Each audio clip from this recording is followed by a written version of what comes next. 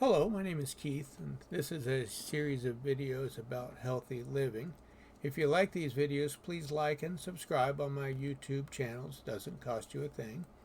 Those channels are Agency Reviews, Build Your Success, Get Healthy Now, In the World, and KGH Photos and Videos. This particular video was created during the Mayor's Fitness Challenge, where communities competed against each other to be deemed as the most fit city. They would get a mobile trophy each year. That trophy would then pass on to the next most fit city. It was a lot of fun. These communities the participants in each of these communities would log in the amount of time that they exercised each week. Now, each week we also included a video to provide health education during the challenge, at least one video a week. And this first one is presented by Angelika Keene from the Extension Service. And here is Angelika now. Thank you. I'm ready. Thank you, Keith. Thank you, everyone, for joining us today. Today is part 2 of this series. And last week we talked about stress, and we'll dive into a little bit about what that was. But I like to say that if you hadn't had a chance to watch that, I would recommend at some point you go back in and watch it, because it'll kind of talk about continuation of what we talked about last week. For those of you that are joining me again this week, and I recognize a few familiar faces, thank you. But for those of you that don't know me, my name is Angelika Keene, and I work for the University of Florida Extension Office. I am the community development agent at the University of Florida Extension Office. What that means is it's my responsibility to look at the health and wellness of the community and support community initiatives and programs such as the Health First Mayor's Fitness Challenge with education, resources, content that I think can better individual lives, but as well as the community as a whole. So I'm honored to be here with you guys today, delivering the part 2 of the stress management presentation, and specifically, you can handle it. With me today, I also have a co-presenter that I would like to take a moment to let her introduce herself before we dive into the presentation. Hi, my name is Adrianne Busico. I'm a student with Kaiser University and a dietetic intern here at the University of Florida's Extension. Angela and Beth have been very gracious to take me on the last leg of my tour of supervised practice, and I will be a graduate as of May 1st. I will be speaking on the mindful eating portion, and so now I will pass it on back to Angelica. Yes, thank you, Adrianne. And we'll dive right into our presentation today, which is the stress management. You can handle it. So there we go. So kind of an overview or an outline of what we're going to cover today. We're going to cover a very kind of brief introduction to the concept of stress. We spent a lot of time last class talking about it, talking about the mind-body connection, how your brain functions, things like that. The bulk of what we're actually going to cover today, after the very quick review, is stress management and this idea of building resiliency. And resiliency is one of those things that is a learned behavior, and we'll dive more into that as the presentation goes. And then, like with all things, I like to leave people with tangible tools, meaning that we're going to talk about this idea as like broad conceptual discussion, kind of set the foundation and framework, but we're going to actually walk you through 3 separate techniques. Now, there's many more than this, but this is the 3 that we chose for this particular presentation to introduce you to. And that is one of many breath techniques. I'm talking to you about mindful eating. We don't, unfortunately, have snacks to give you to actually walk you through, which we wish we did, but that's a downfall of Zoom. So we're just going to talk about the tips and tricks and strategies. So when you hopefully go home and have dinner tonight, you can practice that mindfulness we talked about. And then we're going to actually end with a visualization. And I put the visualization activity at the end for replayability. So you can go back all the way through the presentation, or you can just kind of fast forward directly to that visualization activity. So if you find yourself, you really liked that and you liked the activity, you can skip right ahead to that and kind of reuse it again as you need to. So a little review on stress. We all have stress, and stress is something that comes at us to us from multiple different facets. So it can be relationships, friends, family, but the big thing to think about with stress in itself is actually a good thing. Stress, moderate to very small amounts of stress, means that your body, your brain is functioning exactly how it should. Your body is having those positive reactions and protecting you from those situations, those threats, those situations. But what happens is that if we don't learn to process our stress, to acknowledge how we feel, we end up in this state of chronic stress. And with chronic stress, that's where you start to have those negative consequences. That's when you start to have the effect on your body over time. So stress in itself is actually a good thing. I know nobody likes to believe it, and I'm not saying every situation is good, because Lord knows when you have a deadline, it doesn't seem like a good thing. But your body's response to it is actually a good thing, because it means your body is doing its job it's designed to do. What we have to work on and what we've got to be aware of is when we start to recognize those feelings, how do we then move forward in this idea of resiliency and techniques to manage and control those body functions so that we don't end up in this chronic state. So it's really important to kind of be aware of all aspects of it and looking at not just simply how you feel, but what is your mood? Are you angry? Are you sad? Acknowledging that all emotions are valid and that all emotions play a part in this idea of managing our stress and building resilience in the future. So when I say building resilience, what do I mean? So resilience is defined specifically as a psychological process that when you're faced with adversity, how quickly do you bounce back? So it's basically a term that refers to the fact that your brain fires all of your body, does all of the stress hormones like it's supposed to. You start to feel those heart rates, the blood pressure increases, that all the things stress is supposed to happen. That's a good thing. Resiliency is this idea of how quickly can you bring your body back to normal. So another way to think about it is we talk about cardiovascular health, and everybody talks about how quickly your heart rate goes up and then comes back down, shows how fit cardiovascular health is or your heart health is. It's the same idea with stress. And it's not how quickly you get stressed and then how quickly do you come down. We want to learn both directions. It is how you are stressed at whichever rate you are stressed at, how quickly or how do you control that bounce back? And thinking about another aspect of resiliency, a lot of the times people are like, they say things like, oh, that person, they bounce back so quickly, they just never have stress. And that's actually false. What they find in research is those that have the highest level of resiliency are actually those that have had to practice it so many times. They're the person that suffered, adversity or a major trauma or experienced a really good, like a really bad situation or a very traumatic situation and had this like pain and emotional trauma and stress. And so they've actually built and learned the tools and techniques to kind of process those emotions. Again, I talked about the fact that your body's response to stress is exactly what's supposed to happen. What we need to focus on is those emotional responses to stress, which will then connect back down to those body forms. So what's great about resiliency is because it is a learned behavior, it is not simply a personality trait. So just like any muscle, the more you use it, the more likely you are to build it. And just like with any muscle, it takes time and it takes intentional practice and focus to build that muscle. But just like with muscles, there are specific steps you can do. There are steps that you can do with resiliency too. And I've kind of simplified it down to 4 key categories, 4 key areas for kind of building this resiliency muscle. Okay. And the first is just recognizing. So in our last week's presentation, we ended on a whole checklist of how do you feel? What are the signs and symptoms of stress? your body. And the reason I ended there, and the reason you haven't seen it, I hope you go back and watch it, or maybe you've done a tool like that, is because that's the first step.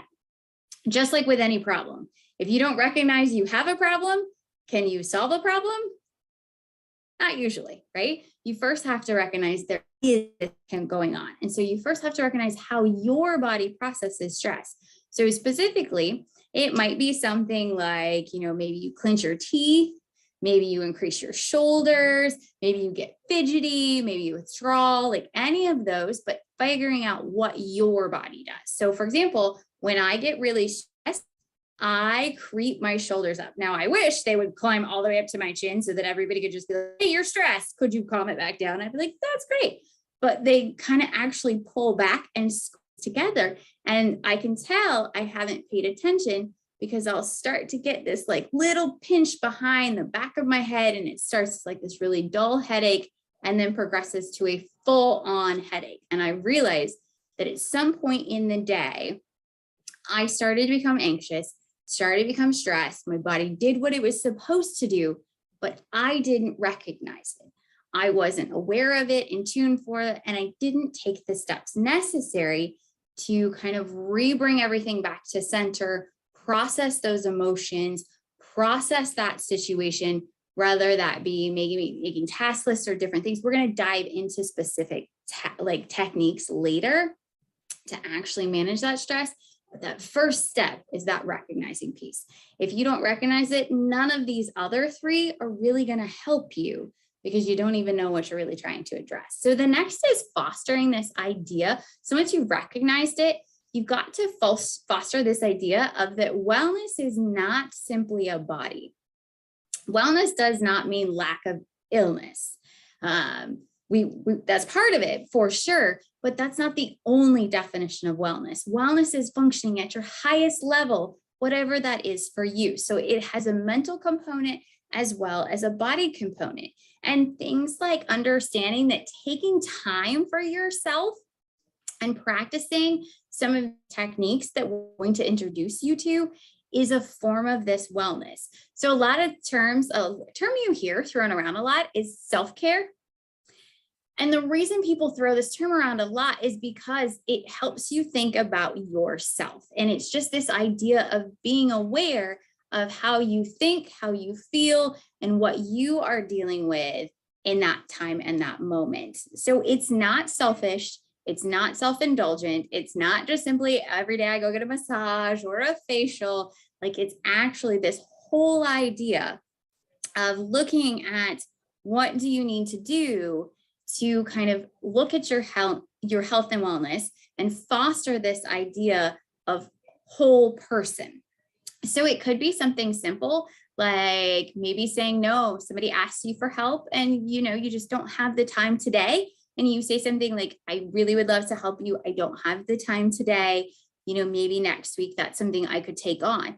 And that is self-care to yourself because you knew what you couldn't take on. So you eliminated that stressful situation from the future. Instead of getting overburdened with those deadlines, you recognize that your body's already at that point. You said no to begin with. You start to practice some other techniques we're going to show you to bring that body back down and calm your body back down. And then you're progressing and moving forward. So you're processing your body cues, you're emotional, but you're also working with all things. So the next kind of step or building block in this resiliency piece is building that sense of community. So staying connected with your friends and family. Now, what's nice about it is technology, things like Zoom do make it a little easier, email.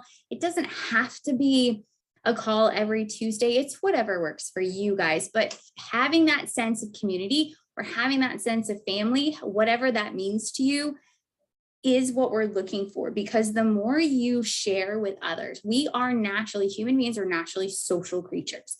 We are designed to interact with people. Yes, you have different personality types, that you have introverts and extroverts and factors like that. But in general, simple terms, we are social creatures. So you have to find your tribe or your community and connect with what works for you. And the other part of that is understanding that it's okay to share your burdens, maybe with some people, but not others, but also to understand that maybe your connection is not to share.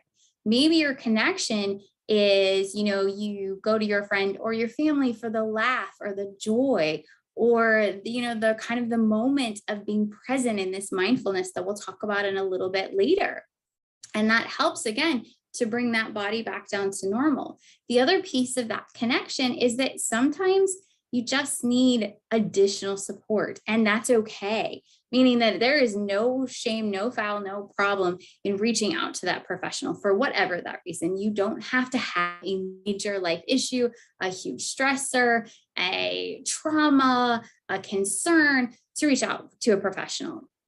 If you have the means, the opportunity, or the ability, like, I strongly encourage everyone, because the more, just like that muscle, the more you practice that self-awareness, that building of that resiliency, that fostering that wellness, that connecting to your body, that recognizing what your body is doing, the easier it becomes down the line. And then your final kind of like point is this idea of meaning. And when I say meaning, I don't necessarily always mean like find your why. Why are we alive? Why are we, humans? That's great. You can do that if you, solve the universe's problems. That's fantastic. Feel free to share with the rest of us. But this idea of when I say meaning is in those stressful situations, how can you reframe that stressful situation? How can you look at it from a different lens or a different perspective?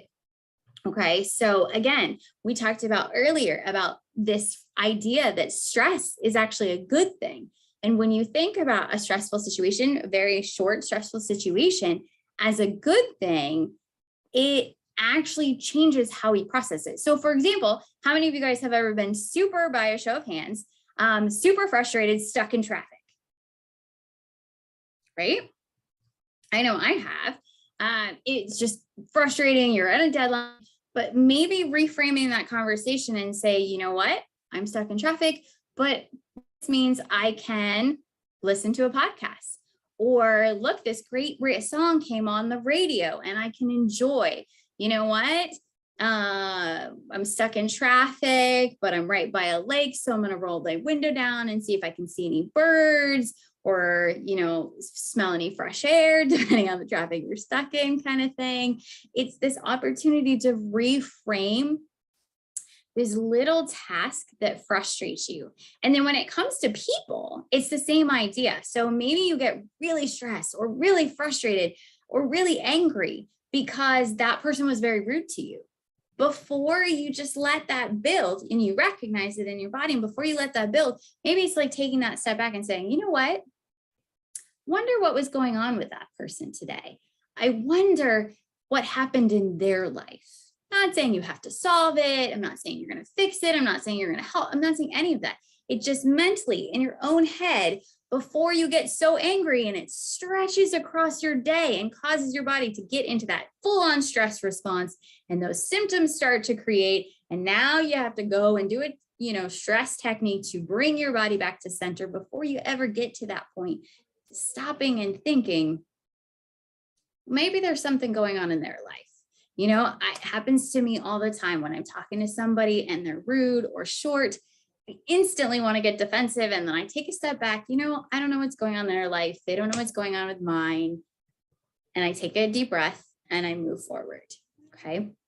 And these idea of that reframing, and that's where I say meaning is finding the purpose. So why is this situation happening? What's going on about it? How can you see it in a different way? And then embracing these positive thoughts instead of dwelling down into this, I'm frustrated, I'm mad, I'm angry. All of these are emotions, and all of these are valid, and all of these are important to have, but allowing yourself not to sit in them, allow yourself to process them, feel them, and then move forward.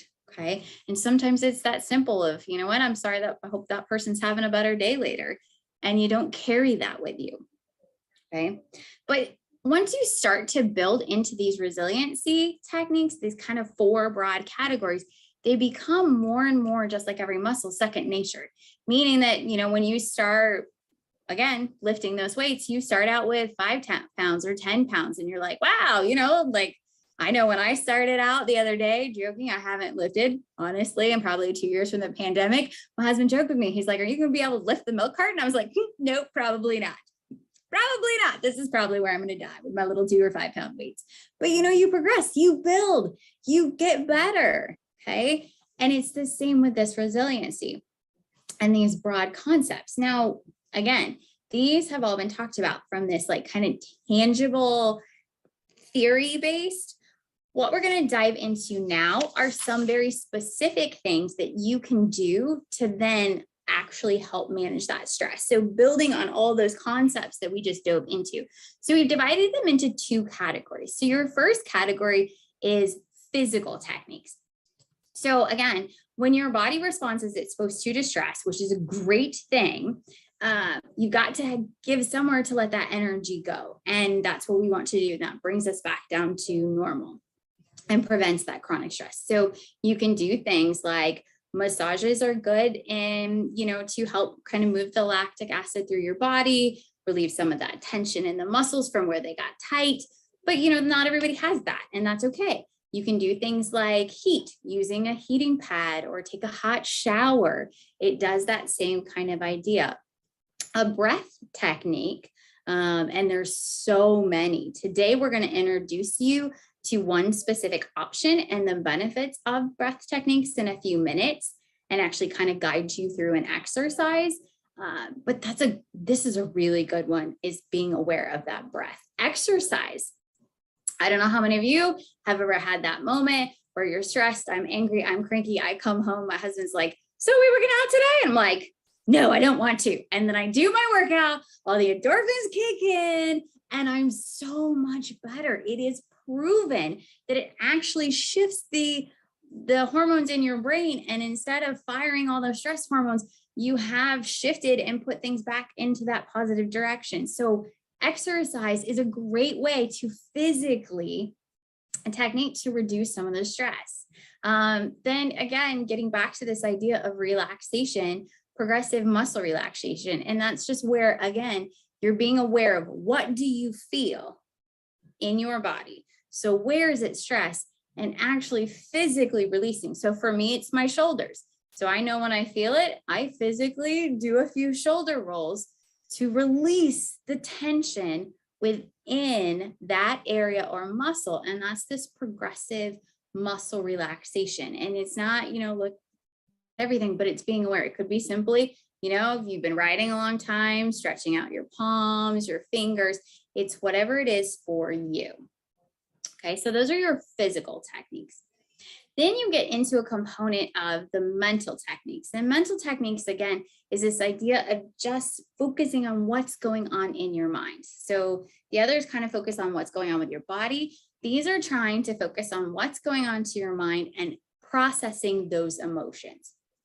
So some of the activities that we're going to kind of introduce you to today is, like I said, that visualization activity. And that's a good way to just kind of step outside of where you are and outside of a situation, and we'll dive into that. There's also things like meditation, mindfulness as a whole, and I have whole classes and programs and presentations on mindfulness, but we're going to introduce you to this idea of mindful eating, because that's one of the things that we do every day. And that's an opportunity to, again, get back to how do you feel, build that connection, be aware of that mind body, and enhancing that meaning. So do you see we're building right back into the resiliency?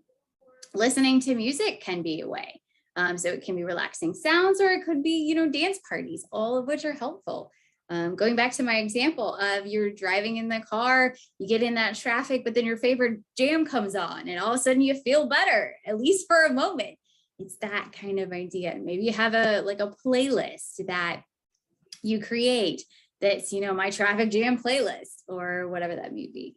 Hobbies and opportunities to, again, share and connect, whether it be with yourself or others. Okay. And then you get into the idea of the, you know, therapy sessions, journaling, and social support. I can't say enough about the benefits of those types of resources out there and those type of opportunities. So what we're going to do now is we're going to kind of transition from this theory-based kind of conversation, and we're going to actually spend the remainder of our presentation walking you through a specific technique. So the first is breath exercise. So the reason I started with breath exercise is because your breathing is essential, meaning that you do it every single day without even being aware of it, okay? It is completely unconscious unless we're conscious of it, which we do not generally pay attention to it unless we get into this stress state. How many of you guys have ever started to have that anxiety moment and you start to hyperventilate, or you start to get overwhelmed and you start to notice that you quit breathing? Okay. Unless you're somebody that's had something like maybe it's swim lessons, because, you know, if you've had a swim coach, they teach you in that portion how to breathe. And there's a conversation where you actually talk about when to inhale and when to exhale, or a chorus coach as when to, you know, breathe in and when to blow out as you're singing, or a running coach, or unless you've had very specific like types of things where they really dive into breath, it is something we all do every single day that we're not even aware of, but it is something that we do in the here and now. You can't take a big breath for your future and think that helps, because you just end up holding your breath and you eventually have to exhale. Just like your past breath isn't going to help you in the past. So your breath is only in the here and now. And that is one of the first steps into reframing and rediscussing this stress. So the first one I'm going to introduce you to, and kind of there's many, many, many different breath techniques. They get all sorts of combinations and purposes and body functions. But the one I'm going to introduce you to today is just called equal parts breathing, or sometimes it's one-on-one breathing. And the reason I do this is because it is something that we have mostly done before, but I'm not sure everybody's conscious about it. And when you start to become conscious of this technique, then you start to be able to use it whenever you need it. And basically, it just helps to kind of reduce that anxiety feeling. It helps to reframe those negative emotions, and it also anchors you to that moment. And so to do it, it's just the deep breath that we've all done before. So the technique is to, and I'd like everybody to do this with me, is if you are standing, please take a seat in a comfortable position. If you feel like it, you can lie down on the ground. It's completely up to your comfort level, but I'd like you to just sit very comfortably and go ahead and close your eyes. So the first part of this is to exhale out all of your air. And then you're just going to breathe in and out on the same rhythm. So we're going to exhale out and we're going to breathe in. 1, 2, 3, 4, and out. 1, 2, 3, 4. Breathe in.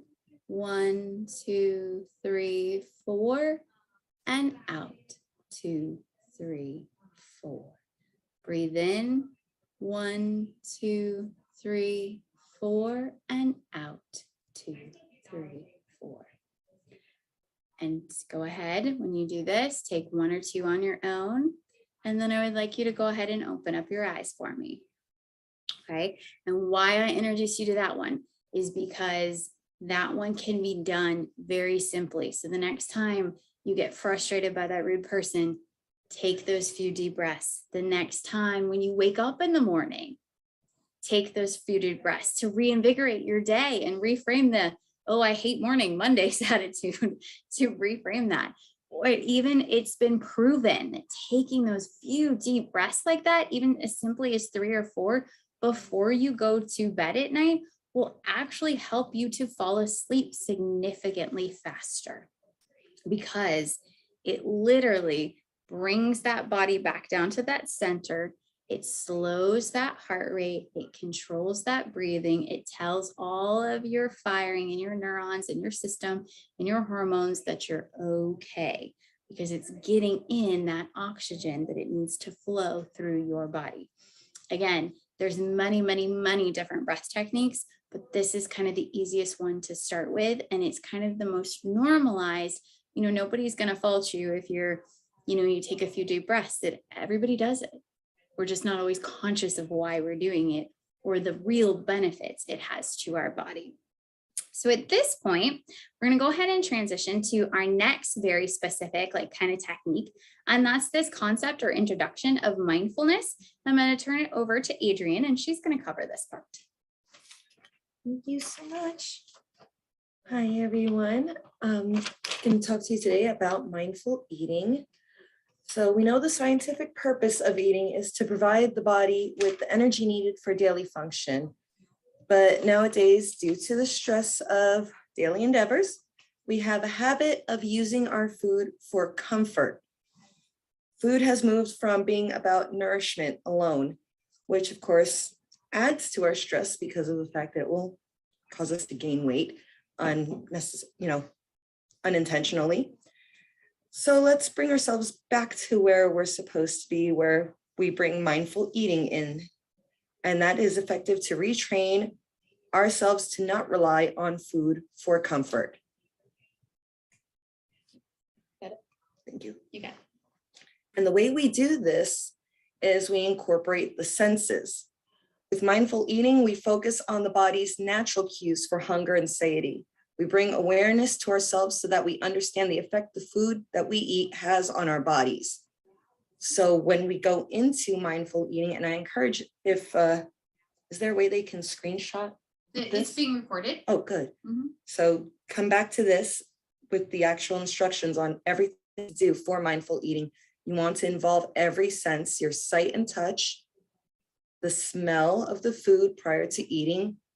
Slowly take the time to chew, feel the sensations in your mouth, taste it, listen to the sounds being made while you're eating. If you're one of those people who can't stand the way chewing sounds, I'm so very sorry. But it is a very necessary step so that way you can truly be aware of your body's response to the food that you're consuming.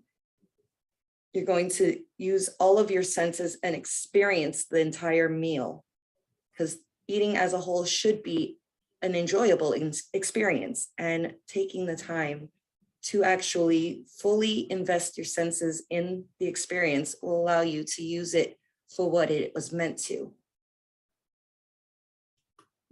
So the definition of mindful eating is the act of purposefully slowing down to think about and savor and enjoy your food.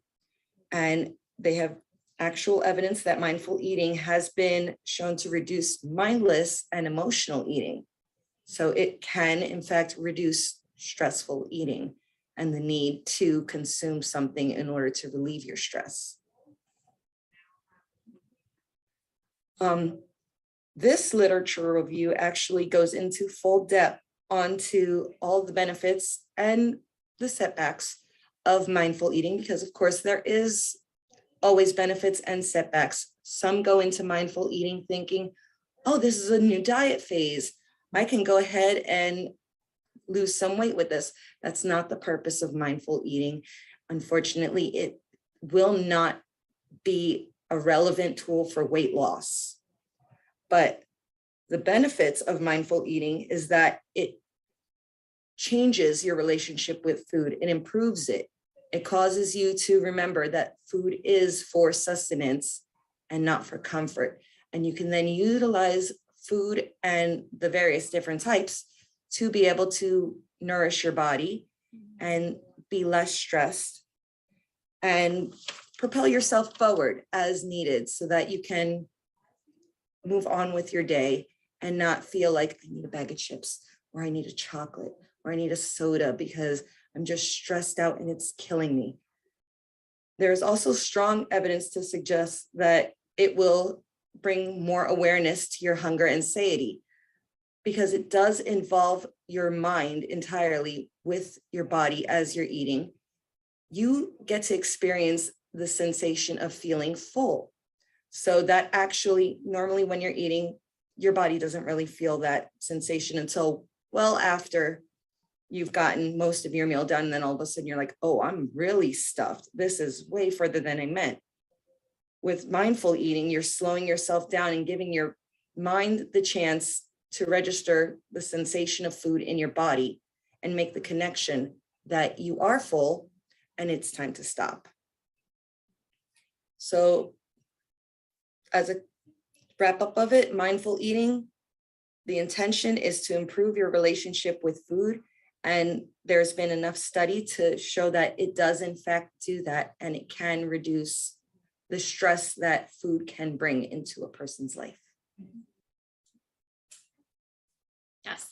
So that was just kind of a quick overview to this idea again of mindfulness. And the idea of mindfulness is a way to, again, we talked about an actual tangible technique that you can use to help reduce your stress. And to Adrianne's point, how many of you guys have ever sat down where you just feel overwhelmed or stressed and you ate that bag of chips, you ate that cookie, and now your stomach hurts and now you have to run to the bathroom, and that just adds to that stressful situation because we weren't aware of those body cues. We just did something as a reactionary thing. And that's what we're trying to get away from, which is why we wanted to introduce you to this concept of mindfulness.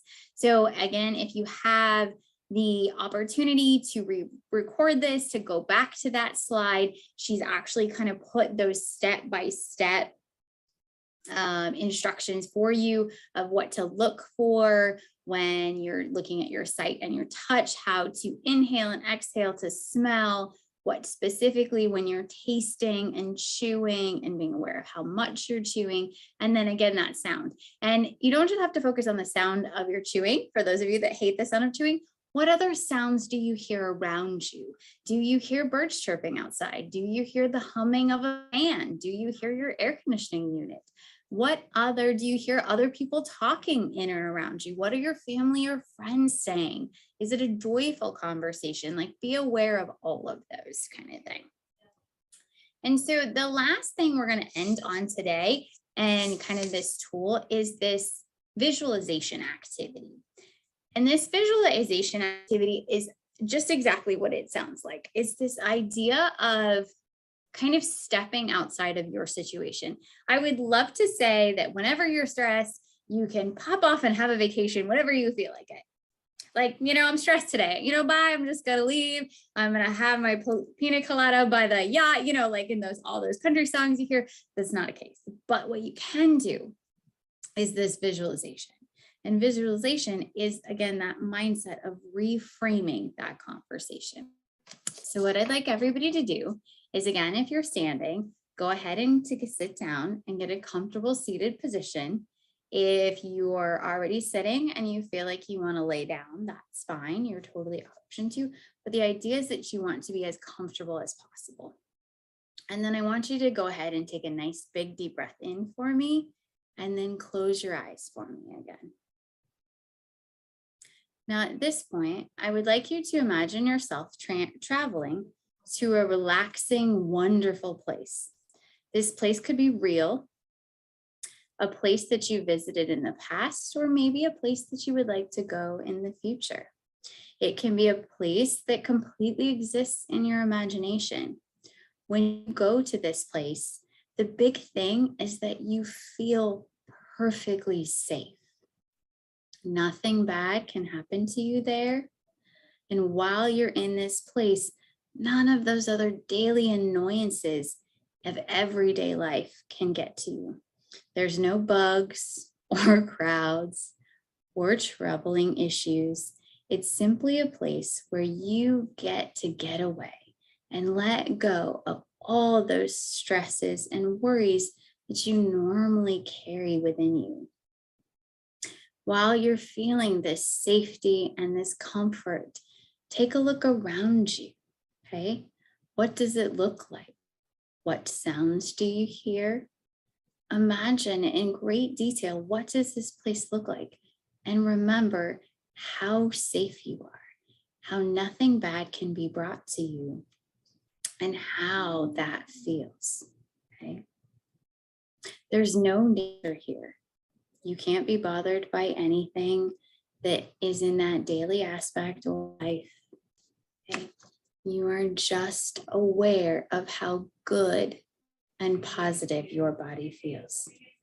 While in this state, you're going to take a few minutes to stay here and just relax and enjoy this special place, this place that is just for you.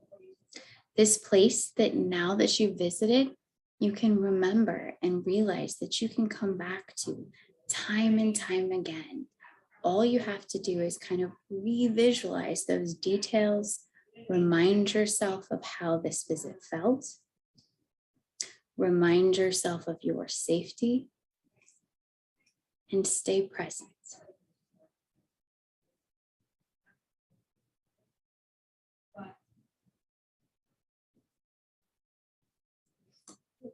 Now, this exercise, if you were, like I said, listening to this recording, I would ask you to pause here and stay in this safe, kind of neutral environment. So I'm going to go ahead and stop talking for like a minute, give everybody a chance, and then we'll kind of regroup.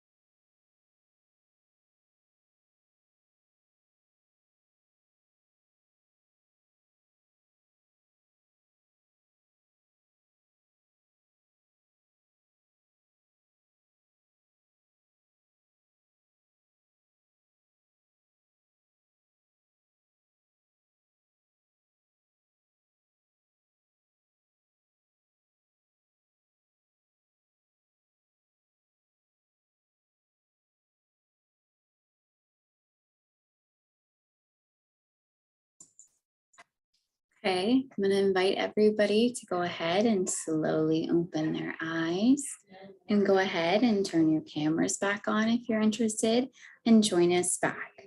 The idea of this visualization activity is, again, to have that space to really put all of those aspects we've talked about, those theories, the tangible components into practice, and have your safe and comfortable to, again, bring that body back down to center. So at this point, I am going to put my contact information up on the board and ask if there are any questions, comments, concerns, examples of techniques you guys like to use or stories you like to share. Kind of this is your time to kind of ask some questions. If you're curious, and I'll go back to this slide in just a minute, but if you're curious about kind of some of the resources we've talked about, we have the resource guide if this is something you're really interested in to kind of dive further into. Again, this presentation is being recorded, so you don't have to try to memorize what this is. You can go back and revisit this. But are there any questions, comments, concerns? You can feel free to unmute yourself and share them or simply put them in the chat, whatever works best for you. Yeah, I'll follow the chat as well, but I will start by saying I stay very busy with a lot of different things, as Angelika knows, but I try to balance that out with other alternative activities like I have a habit of photography. I collect music, different types of music, and I like to go do trail walking. So those are probably the three areas that help me so I can continue on day to day.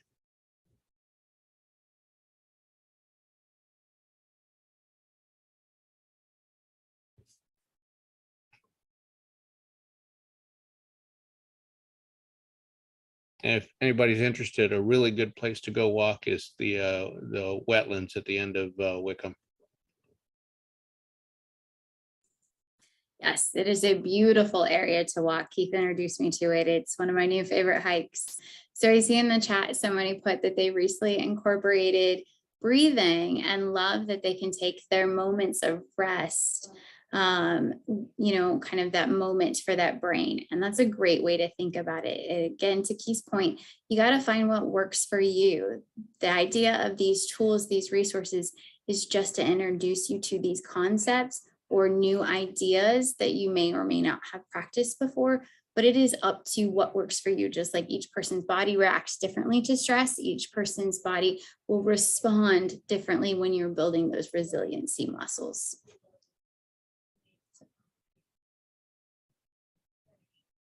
Any other thoughts, comments, things like that?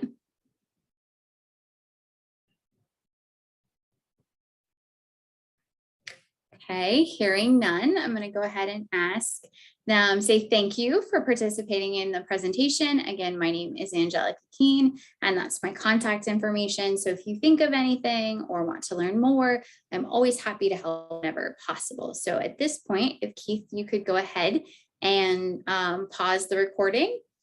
Sure, and to just share also that this will be posted on the Mayor's Fitness Challenge Facebook page afterwards.